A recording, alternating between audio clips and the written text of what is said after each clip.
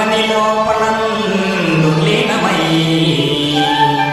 యవ్వని యందు నిందు పరమేశ్వరుడెవ్వడు, మూల కారణం ఎవ్వడు, అనాది మధ్యలయుడెవ్వడు, సర్వము తానయైన వాడెవ్వడు, వాడిన ఆత్మభవునీశ్వరునే శరణము వేడెదన్.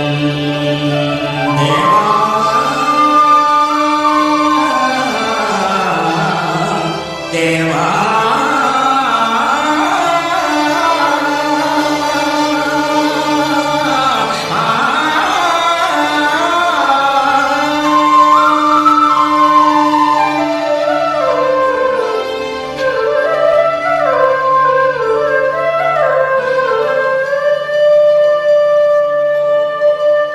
ఏ పరంధాముని పావన మానసం ప్రసవించింది ప్రకాశమానమైన జగత్తును.